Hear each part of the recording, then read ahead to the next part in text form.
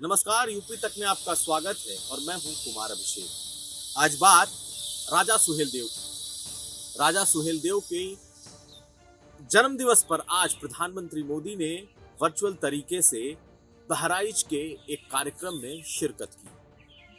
बहराइच अवध से लगा हुआ वो हिस्सा जहां पर 1034 में यानी तकरीबन 1000 साल से ज्यादा हो गए महाराजा सुहेलदेव यहाँ के राजा हुआ करते थे।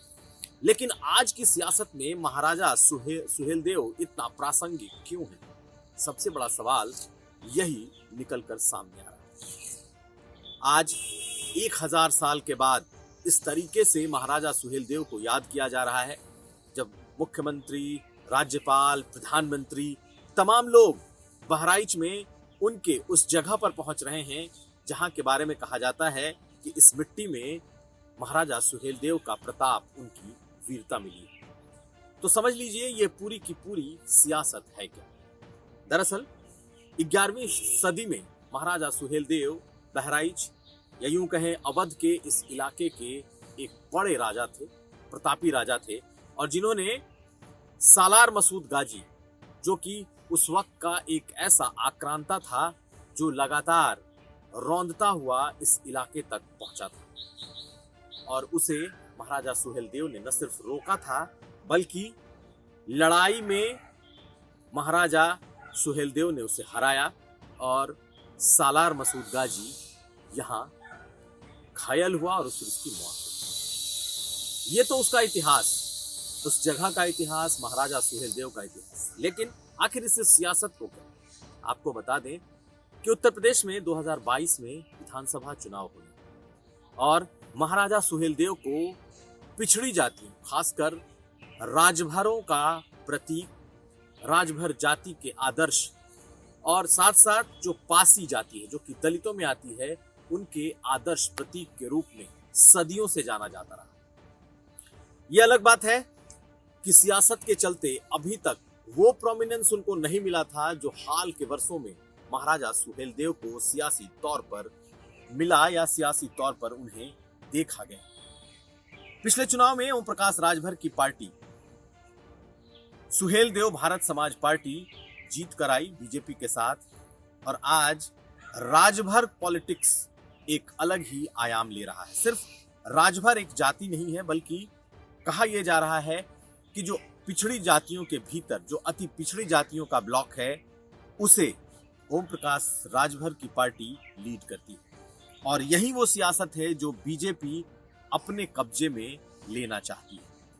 प्रधानमंत्री ने जिस तरीके से महाराजा सुहेलदेव के इस कार्यक्रम में शिरकत की है, जिस तरीके से मेडिकल कॉलेज का नाम महाराजा सुहेलदेव पर रखा गया है, यह आने वाले वक्त में पिछड़ी जातियों, अति पिछड़ी जातियों और दलितों के एक खास समाज को बीजेपी से जोड़ने की एक बड़ी कवायद है, और यही वजह है कि इसे भांपते हुए ओम प्रकाश राजभर ने इसे पॉलिटिकल स्टंट करा दिया है।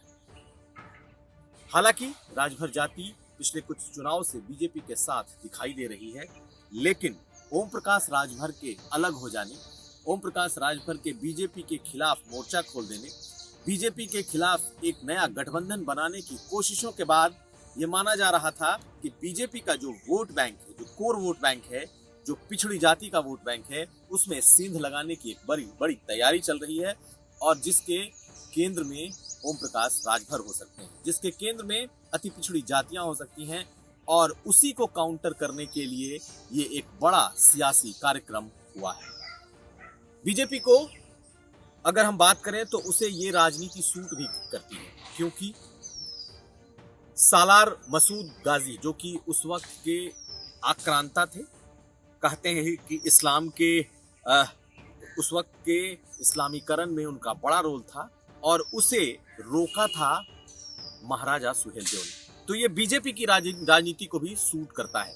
लेकिन जिस तरीके से ओम प्रकाश राजभर पहले से उनकी जयंती मनाते आए हैं, उसी तरीके से जो संघ परिवार है, जो वीएचपी है, वो भी सालों से सुहेलदेव की जयंती मनाता आ रहा है। लेकिन अब बात विरासत की चल रही है, और सुहेलदेव की विरासत कौन पॉलिटिकल पार्टी ले, तमाम लड़ाई इसी की है। और 2022 में उत्तर प्रदेश के चुनाव में ये वोट बैंक कितना अहम है, ये इसी बात को दर्शाता है कि प्रधानमंत्री ने आज खुद इस कार्यक्रम में शिरकत की है और आज बहराइच के उनके जन्म स्थान को, उनके कर्म स्थान को, महाराजा सुहेलदेव के उस इलाके को एक बड़ा टूरिस्ट स्पॉट बना भी दिया है। एक और आखिरी बात, सालार मसूद गाजी, जो कि माना जाता है कि उस इलाके में 11वीं शताब्दी का आक्रांता था और जिसे सुहेलदेव ने रोका था, उसका वहां मजार भी है। उनके मजार पर हर साल लाखों लोग उर्स में आते हैं और वो हिंदू और मुस्लिम एकता का भी प्रतीक है। लेकिन बीजेपी और संघ परिवार महाराजा सुहेलदेव को हिंदू प्रतीक के तौर पर देखता है और यही बीजेपी की सियासत भी शुरू होती है। तो ये था यूपी का।